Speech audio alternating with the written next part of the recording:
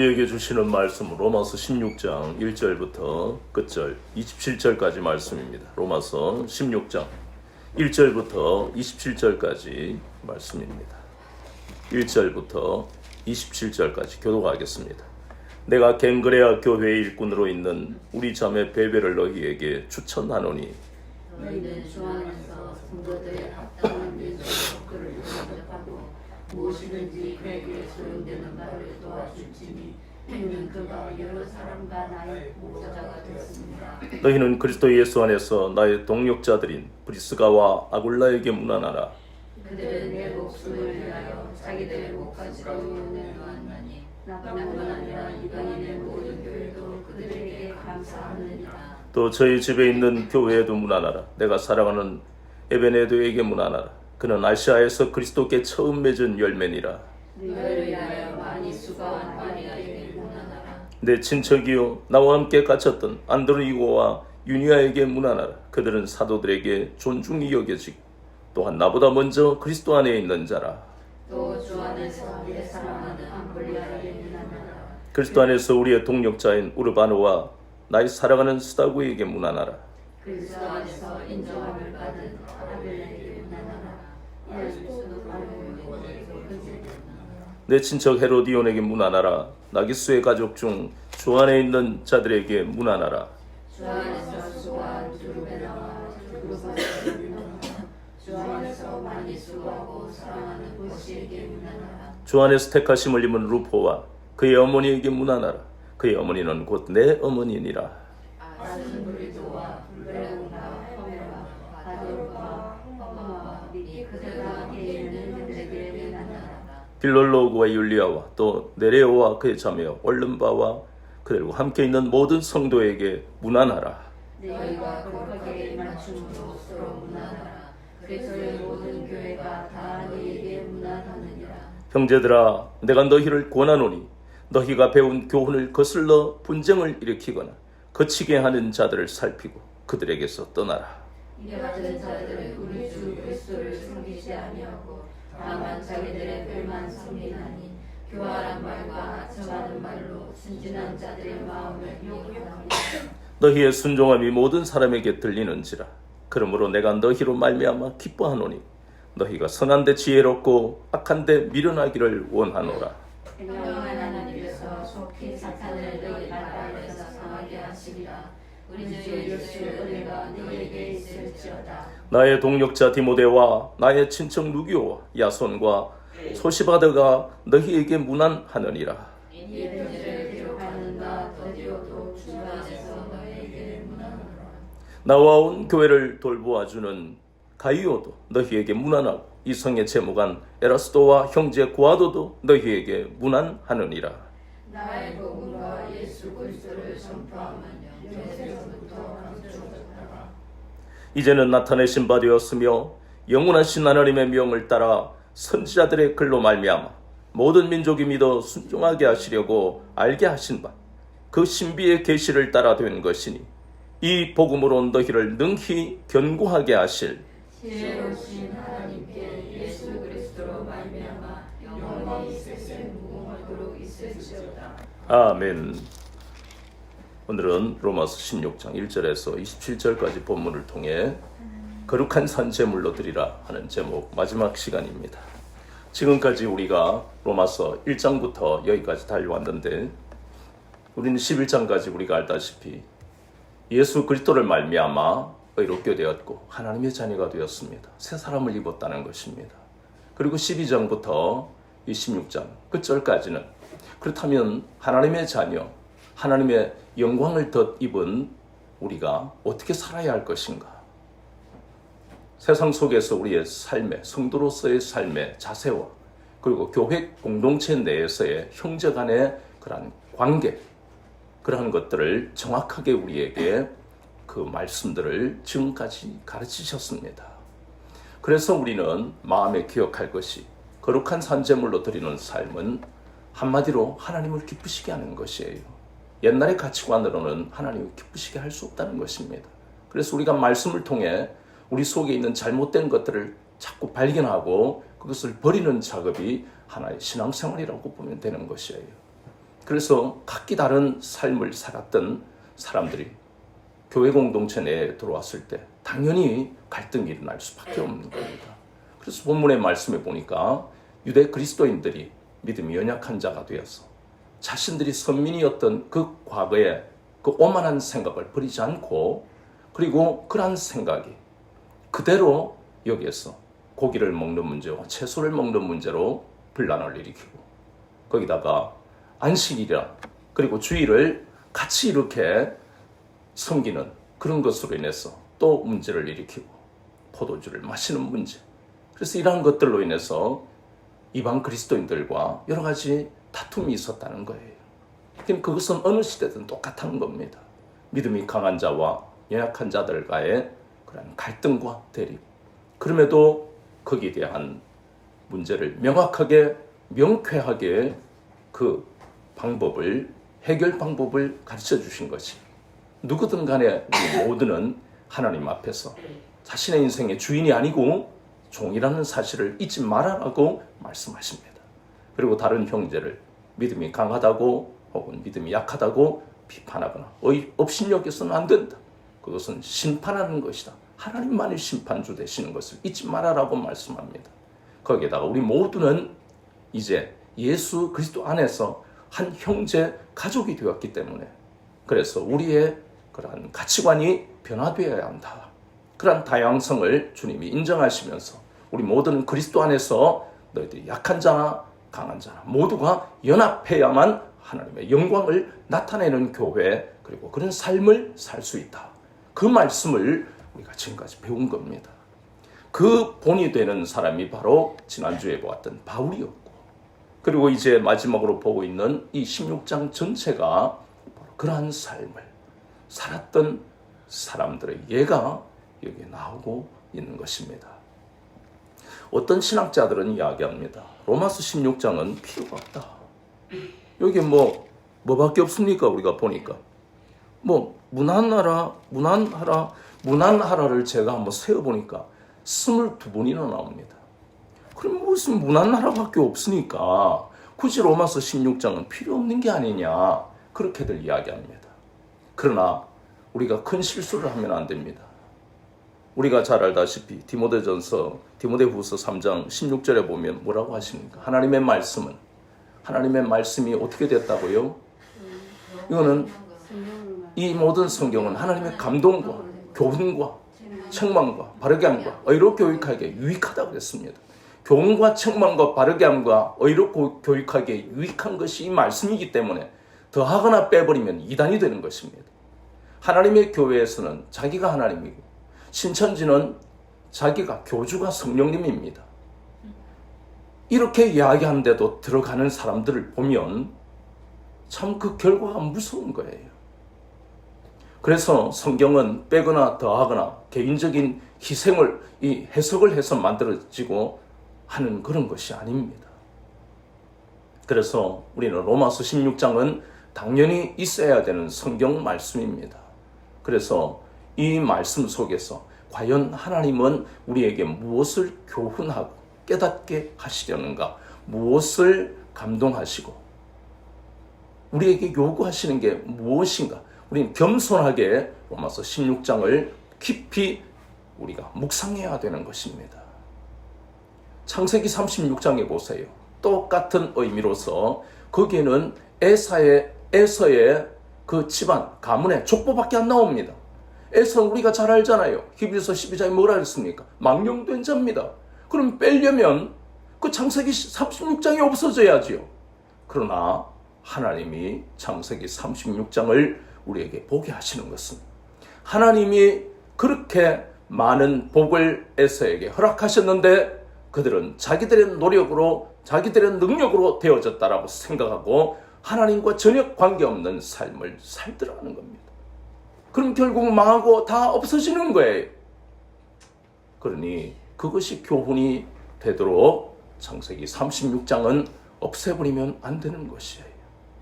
마찬가지로 로마서 16장이 우리에게 어떤 말씀을 가르치시는가, 겸손하게 우리는 그 말씀에 귀를 기울여야 된다는 것입니다. 여기 있는 것은 우리가 앞에서 보았던 것처럼 하나님 나라를 위해서 애쓰고 수고한 사람, 그 사람이 바로 로마서 12장에서 주님이 바울에게 가르치셨던 세상을 본받지 아니하고 거룩한 삶을 살았던 사람들이라는 겁니다. 이것을 빼면 안 되는 것이죠. 그러니 생각해 보세요.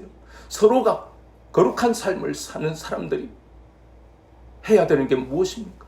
집사님, 누구 형제, 자매, 하나님의 은혜로 내가 과거에 노예였는데, 하나님의 은혜로 내가 인정받지 못하는 여성인데도 하나님의 은혜로 성별 차별을 안 하시고 이렇게 우리가 서로 주 안에서 형제 자매가 되었어요. 어떻게 지내십니까? 난 잘 지냅니다. 하나님의 은혜가 당신에게 있기를 원합니다. 이게 문안이에요. 우리나라의 그런 문안 인사에 우리 잘못된 가치관이 있다 보니까 문안이라는 자체가 의미 없다고 생각하는 거예요. 우리 옛날에 어른들이 뭐라 했습니까? 안녕하십니까? 밤새 안녕하셨습니까? 이게 뭐예요? 밤새 돌아가시는 사람이 너무 많으니까 보릿고기 되어 있고, 그러니 그걸 우리는 문안이라고 생각하는 게 마음에 있는 거예요. 그냥 인사 정도. 그런데 성경에서 말하는 그 단어들은 우리가 생각하는 그 인본주의의 단어와는 완전히 차원이 다르지요. 이 문안. 그래요 형제님, 그래요 자매, 내가 예수님을 믿고 난다. 내 마음속에 환경은 여러 가지 어려운데 이 속에는 너무너무 소망이 넘치고요. 하나님이 하실 일을 생각하니까 너무 기뻐요. 이 감격을 서로 성도 간에 교제를 하는 것이 바로 문안이라는 겁니다. 이걸 왜 뺀단 말입니까? 우리가 이 세상에서 믿지 않는 사람과 더불어 살아야 되는 세상에서 우리가 이 믿는 공동체가 있다는 예배 공동체, 가정 공동체, 거룩한 이 공동체에서 우리가 하는 가장 일반적이지만 샬롬을 이야기하고 하나님이 함께 하신다는 것을 서로 고백하고 위로하고 소망을 줄 수 있는 이 문안이야말로 그리스도인이 되어서 세상과 다른 삶을 살고 있다는 가장 중요한 증거이기도 하다는 것입니다. 그러면서 여기에 있는 다양한 인물들을 우리에게 말씀하고 있어요. 베베, 그 베베하는 인물은 원래 이 사람은 다른 이방신을 섬기던 그런 사람이에요. 베베라는 단어 자체도요, 이게 달어의 신이다 하는 그런 의미를 가지고 있는데 개종을 했다는 겁니다. 근데 맨 먼저 나왔어요. 제일 중요하다는 뜻이 아니라 맨 먼저, 그것도 이방신을 섬기는 사람이 이 베베가 무슨 일을 했느냐. 로마스라는 이 서신을 로마에 있는 교회들에 다니면서 전했다는 겁니다. 얼마나 중요한 일입니까? 하나님의 말씀, 성경을 가지고 누구에게 맡겨야 될까 했을 때 주님이 바울에게 베베를 보내라. 그럼 주님이 기억하시고 인정하시는 자매라는 것입니다. 그 당시도 오늘날처럼요, 여자에 대한 차별이 굉장히 심했습니다. 집사직분을 그때도 여자한테 왜 주느냐, 교회 공동체 내에서도 그렇게 은혜가 넘치는데도 그런 이야기가 나올 정도로 그러한 어려움이 있을 때에 이 베베를 추천할 정도로 성경을 전달하는 거룩하고 중요한 일을 했다는 겁니다. 또 거기에 보니까 3절에 브리스길라 혹은 브리스가와 아굴라를 문안하라. 브리스가와 아굴라는 바울의 신실한 동력자입니다. 바울이 힘들어할 때, 물질적으로 어렵고 외롭고 고린도교회에서 기도가 되지 않아, 전도도 되지 않고 고통스러울 때에, 외롭고 두려워서 심히 떨 그때에 하나님은 이 브리스길라와 아굴라를 동력자로 보내셔서 같이 텐트를 치고 거기서 나오는 수입으로 이렇게 전도 사역을 하고 목회를 할 정도 신실하다. 얼마나 브리스가와 아굴라가 신실했냐면 그 말씀의 4절에 뭐라 그랬습니까? 그들은 바울을 위해서 자기들의 목까지 내놓는다. 얼마나 신실하면 성경 속에 이렇게 고백을 하겠습니까? 그리고 브리스가 하는 이 아내가 먼저 나오는 것은 아굴라보다 먼저 믿은 것뿐만 아니라 신앙이 남달랐다는 것을 의미합니다. 그러니 그 당시나 오늘날이나 여성에 대한 이런 차별과 잘못된 그런 주의들이 많은 그런 때에 이렇게 성경은 끊임없이 우리가 사사기를 봐도 에스더서를 봐도 4장 16절에 죽으면 죽으리라. 그 디아스포라 유대인들을 살린 것은 바로 하나님이 에스더를 중심으로 하신 것을 잊지 말아야 돼요. 사사기에도 보면 드보라라는 여선지자를 통해 이스라엘을 구원하시잖아요. 그럼 오늘날도 아직까지 여자에 대한 잘못된 편견과 차별의식을 가지고 있다면 하나님이 징계하십니다. 그래서 교회 공동체는 그러한 것들이 깨뜨려지는, 그래서 이렇게 계속 여성에 대한 것들 얼마나 많이 나오는지 모릅니다. 은혜에 무슨 남녀 차별이 있습니까? 거기다가 5절에 보니까 또 에베네도, 이 에베네도는 아시아에서 바울이 처음 맺은 열매다. 얼마나 감격이 되었겠어요, 바울의 입장에서. 그리고 또 마리아, 이 마리아가 거기에 중요한 게 많이 수고한다. 우리말에서는 이렇게 마리아를 향한 하나님의 그 사랑이 깊이 드러나기가 힘들어요. 우리말의 번역에 한계가 있으니까, 해석에. 그러나 이것을 이해하기 위해서는 우리가 골로새서 4장을 한번 찾아봐야 되는데, 많이 수고한다는 의미가 뭐냐? 골로새서 4장에 보면, 골로새서 4장 12절 13절에 그리스도 예수의 종인 너희에게서 온 에바브라가 너희에게 문안하느니라. 그가 항상 너희를 위해 애써 기도하고, 13절에 많이 수고하고, 여기에 보면 정확하게 마리아가 많이 수고한다는 의미를 여기서 훨씬 더 우리는 깊이 알 수 있습니다. 애써 수고하고, 애써 기도하고 많이 수고한다. 애써와 많이의 의미는 헬라어적인 해석을 하면 전투를 의미합니다. 그러니까 이 마리아나 에바브라가 주님의 몸된 교회를 위해서 기도할 때는 어떻게 기도하고? 전투 기도를 하고, 수고할 때도 어떻게 수고하고? 힘을 다해서, 목숨을 다해서 교회를 위해 봉사했다는 겁니다. 어설프게 억지로 하는 그런 봉사가 아니라, 기도도 어쩔 수 없이 하는 것이 아니라, 전투라는 건 뭡니까? 내 목숨이 왔다 갔다 하는 것이 전투입니다. 그렇게 기도하고 수고한 것이 바로 마리아고 에바브라다, 그 의미예요. 거기다가 또 우리가 또 보니까 안드로니고와 유니아도, 이 사람은 바울보다 더 먼저 믿었던 사람이고 복음을 위해서 감옥에 갇혔던 사람들입니다.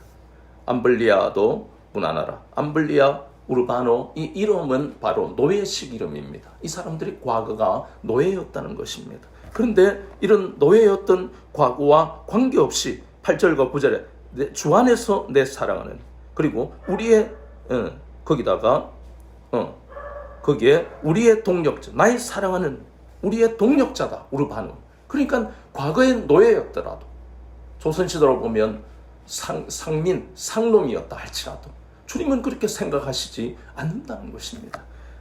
계속해서 수다구도 나오고 10절에 보면 아벨레 하는 것은 하나님께, 우리 주 예수 그리스도께 인정을 받은 사람이 바로 아벨레다. 그리고 계속해서 사람들이 나오고 있습니다. 거기다가 우리 또 뒤에 보니까 12절에 드루베네와 드루보사라고 나오는데, 이것은 앞에 우리가 보았던 암블리아, 우르바노하고는 이름이 좀 다른데, 이 사람들은 귀족들입니다.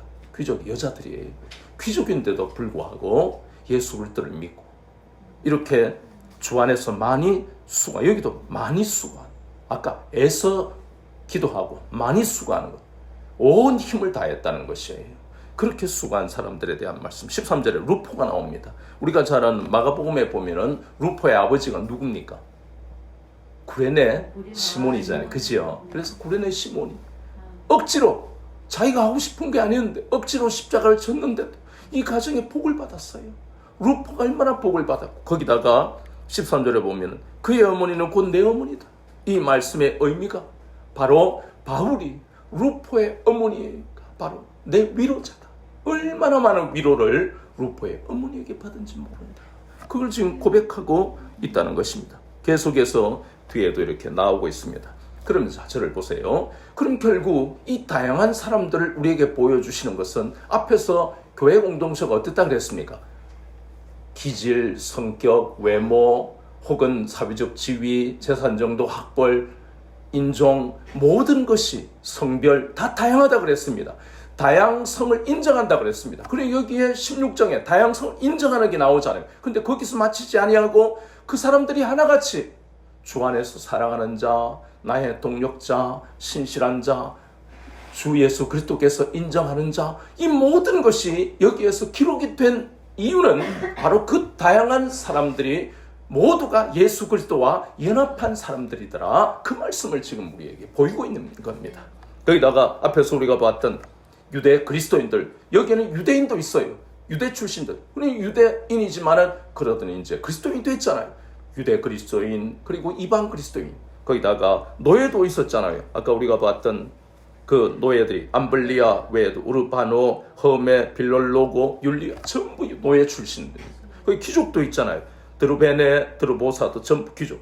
여성들도 브리스가, 마리아, 유니아, 그리고 헤로디온, 드루베사, 드루베나, 드루보사, 버시, 율리아, 올름바 전부 여성입니다. 베베는 어떻고요? 하나님이 이렇게 교회 공동체 내에서 그들의 출신과 그들의 기질, 환경, 인종과 성별에 아무 관련이 없이 차별하지 아니하시고 이렇게 하나님 나라를 위해서 기둥같이 쓰신 그들은 그 은혜에 감사하며 바울과 같은 심정, 내가 이렇게 구원받아 하나님의 자녀가 된 것을 그 감격을 평생 잊지 아니하고 거룩한 산제물을 드리는 삶을 살았기 때문에 하나님은 그 이름을 생명책에 기록하시면서 성경 속에 기록하고 계시는 겁니다. 그러면서 그런 거룩한 삶을 사는, 거룩한 산제물을 드리는 그러한 삶을 산다 할지라도 17절 이하에서 주의할 게 있다. 지금까지는 그렇게 서로 무난하라고 당부했다면 지금부터는 너희들이 주님이 부르시는 그날까지 이 땅에서 거룩한 삶을 살아야 되는데 너희들이 조심해야 될 것이 바로 거기에 보니까 17절 18절에 너희가 배운 교훈을 거슬러 분쟁을 일으키고 거치게 하는 자를 살피고 그들에게서 떠나가라. 이거는 어느 시대든 다 있습니다. 바울 시대는 있었고 오늘날 없고 아닙니다. 오늘날 더 분명하게 있습니다. 교회 내에 있는 가장 심각한 두 가지, 그것이 바로 기복주의와 율법주의입니다. 그건 이단입니다. 교회마다 규모와 관계없이 이런 기복주의와 율법주의가 있으면 그 교회는 교회가 아닙니다. 주님의 몸된 교회가 아니고 이단입니다. 거기서 나와야 됩니다. 그건 많은 사람들은 그걸 모르잖아요. 신천지만 이단인 줄 알지. 하나님이 기뻐하시지 않는 교회들이 너무 많은 시대를 우리가 살아가고 있다는 겁니다. 기복주의만 해도 무조건 복받으면 예수님을 잘 믿고 기도를 많이 했기 때문에 그래서 저 사람 복받았다. 성경에는 그 사람이 예수님을 잘 믿기 때문에 복을 받은 것이 아니라 하나님의 전적인 은혜라고 말씀하고 있어요. 하나님이 예수 잘 믿게 하시는 것도 하나님의 은혜, 복을 받는 것도 하나님의 은혜입니다. 그런데 그것이 모두 예배에 잘 참석하고 헌금 많이 하고 기도했기 때문에 복을 받는 등식으로, 그것이 전부 인과응보나론, 그 불교의 잘못된 가치관, 복을 안 받고 지금 못 받고 있는 사람은 기도를 많이 안 해서, 예배에 참석을 많이 안 했기 때문에, 11조를 안 했기 때문에, 헌금을 적게 했기 때문에 이게 전부 기복주의고 또 율법주의입니다. 11조를 많이 하니까, 헌금을 많이 하니까, 예배를 빠지지 않고 오니까, 그래서 자식이 잘 되고 복을 받는다. 자식이 잘 된 대부분의 그 자녀들이 지금 어떻게 되어 있습니까? 사고 쳤다 하면 전부 사자 돌림입니다. 잘된 사람들이에요. 왜 그렇습니까? 기복주의가 있기 때문에. 기복주의가 아닌 진짜 신앙이라면 하나님이 나를 이렇게 사자로 높은 지위에 하나님 나를 세우신 것은 이 세상과 타협하지 아니하고 거룩한 삶을, 구별된 삶을 살아라고 나에게 복을 주신 것이다. 그걸 잊지 않는 사람들이에요. 소수의 사람들은 높은 지위에 있어도 신앙이 흔들리지 않습니다. 그런데 안타까운 것은 하나님이 주신 그 복을 많이 받은 사람들이 세상에 욕을 듣고 있고 손가락질을 받고 있어도 돌이키지를 않습니다. 그래서 우리는 그런 사람들이 많이 있는 교회는 하나님의 복을 받은 게 아닙니다. 착각하지 마세요. 이 진리의 길은 외롭고 협착한 좁은 길을 가야 됩니다. 세상의 핍박을 받지 않는 것은 그건 잘못된 신앙입니다. 신앙이 희미하니까 핍박을 받을 이유가 없잖아요. 마귀가 뭐 하려고 핍박하겠습니까? 그래서 고난을 만나는 것은 하나님이 우리를 늘 깨어있게 하시는 것을 우리가 알고 있는 것처럼, 내가 받은 그러한 어떤 복을 우리가 남들에게 나타내는 것이 아니라 언젠가는 하나님이 나와 내 자손들에게 복을 주실 텐데 그것이 우리 신앙의 목표가 되어서는 안 돼요. 내가 날마다 깨어서 돌이킬 수 있고, 그래서 하나님 앞에 감사하고 이스라엘의 역사를 통해서 어느 것이 정말 하나님의 복인지, 기복인지 하나님의 복인지를 이스라엘 역사를 통해 우리는 깊이 생각해야 될 시대를 살고 있습니다. 자칫 잘못하면 거짓 교사들이 너희들이 받은 그 복으로 너희들의 신앙을 그렇게 평가할 수 있다라는 거짓 교사에게 넘어갈 수 있다는 겁니다.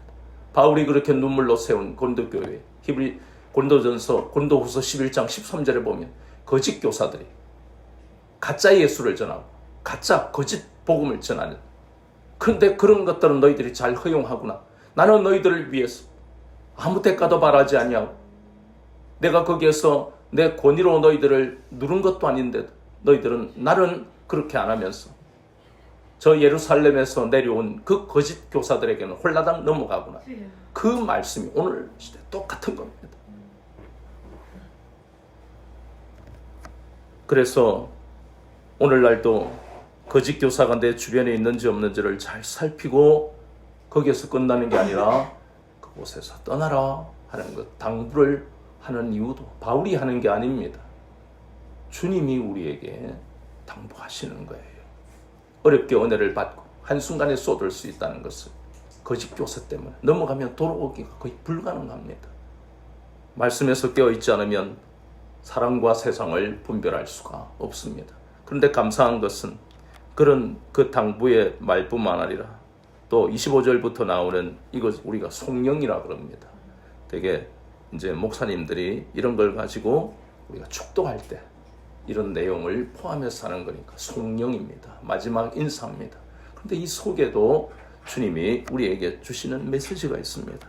이 복음이 뭐냐? 25절에 보니 이 복음 곧 다른 말로 예수 그리스도를 우리는 복음이라 하잖아요. 그래서 이것을 전파함은 영세, 영원한 세월 속에서 이렇게 감추어져 있던 것인데 이제 나타났다. 그 나타난 이유가 로마서 1장 16절, 17절에 나옵니다. 그것이 로마서의 주제잖아요. 예수 그리스도를 믿어 의롭게 하게 하시는 것이 로마서의 주제입니다. 곧 복음의 주제이기도 하고. 그래서 로마서 1장 5절에도 바울을 이방 땅에 보내는 그 목적이 바로 로마서의 그 주제가 바울 같은 복음 전도자, 사도들을 통해서 이방 땅에 복음이 전해져서 그들을 믿어 하나님께 순종하게 하려고 복음을 이 전도자들을 통해 전파하는 것이다. 마태복음 28장 19절 20절에 모든 민족을 너희는 가서 모든 민족을 제자로 삼아 아버지와 아들과 성령의 이름으로 세례를 주고 내가 분부한 모든 것을 가르쳐 지키게 하라. 이것이 바로 화목의 직분을 받은 복음의 제사장 사명을 받은 우리가 할 일이에요. 사도들만 하는 게 아니에요. 우리 모두가 해야 할 일이 바로 그것입니다. 거기다가 우리는 또 이 16장에 나오는 사람들뿐만 아니라 우리도 거룩한 산 제물을 드리는 삶을 살기를 작정한 우리도 또 그렇게 살아가고 있는 우리도 알아야 할 것이 바로 이렇게 살아가게 할 수 있는 것이 바로 26절 하반절에 이 복음으로 너희를 능히 견고하게 하실, 복음이 바로 우리를 견고하게 한다는 것입니다. 아멘. 수없이 많은 교회 내의 세상 속의 기복주의와 율법주의를 우리가 분별하고 그리고 수없이 많은 세상의 유혹과 마귀의 미혹 속에서 흔들리지 아니하고 우리 눈이 열리고 귀가 열려서 그래서 하나님 나를 구원하신 그 은혜가 너무도 큽니다. 바울처럼 그리고 이 로마서 16장에 기록된 거룩한 삶을 산 사람들처럼 나도 거룩한 산 제물을 드리는 삶을 살기를 원합니다. 이 고백을 하는 사람에게 복음은 능력을 나타내시는 겁니다. 아멘. 주님께서 능력을 나타내신다는 것이 바로 우리가 복음을 붙들 때에 하나님의 말씀을 붙들 때에 그것이 바로 우리에게 능력으로 역사가 일어나는 놀라운 것을 체험할 수 있어요. 고린도전서 1장 18절에 십자가의 도가 멸망하는 자들에게 밀어나는 것이 구원을 얻는 우리에게는 하나님의 능력이 된다고 그랬습니다. 아멘. 그 능력을 복음을 통해 체험하기 때문에 우리는 기복주의에도 넘어가지 아니하고 율법주의에도 넘어가지 아니하고 이단에게도 넘어가지 않는 것입니다. 아멘. 오직 복음만 우리를 견고하게 할 수 있다는 사실을 잊지 말아야 된다는 것입니다. 그것이 바로 거룩한 산제물을 드리는 삶을 살고 있는 사람들을 향해서 첫 번째는 거짓 교사를 주의하고 거기에서 떠나라는 것이고, 두 번째는 너희들이란 삶을 지속적으로 살 수 있게 하는 것이 바로 복음이라는 것을, 복음이 우리를 견고하게 한다는 것을, 하나님의 말씀이 우리를 견고하게 한다는 것을 다시 한번 주님이 말씀하시고, 마지막으로는 27절에 지혜로우신 하나님께 예수 그리스도를 말미암아 영광이 세세 무궁하도록 있을지어다. 이것은 바로 우리의 삶의 가장 궁극적인 목적이 되는 예수 그리스도를 말미암아 하나님께 영광을 돌리는 삶을 살아야 한다. 그것이 바로 거룩한 산제물을 드리는 삶이라는 것입니다. 이 분명한 사실을 우리가 이제 우리의 심령에 깊이 잘 박힌 못이 되어서 우리의 삶에서 흔들리지 않도록, 이제 우리는 옛사람은 지나갔고 다시는 되돌아볼 필요가 없이 이 거룩한 산제물을 드리는 삶, 하나님이 기뻐하시는, 하나님께 영광을 돌릴 수 있는 이 삶을 살아갈 수 있도록 이렇게 주님은 바울을 통해서 완벽하게 로마서 12장부터 16장까지 그렇게 산 사람들을 모습까지도 우리에게 가르쳐주면서 우리를 생명의 길로 인도하시는 겁니다. 그래서 우리는 뒤돌아볼 필요도 없고 흔들릴 필요도 없고 헷갈릴 필요도 없이 이 생명의 길을 이렇게 걸어가게 하는 우리 주님이 뭘 통해서요? 복음을 통해서.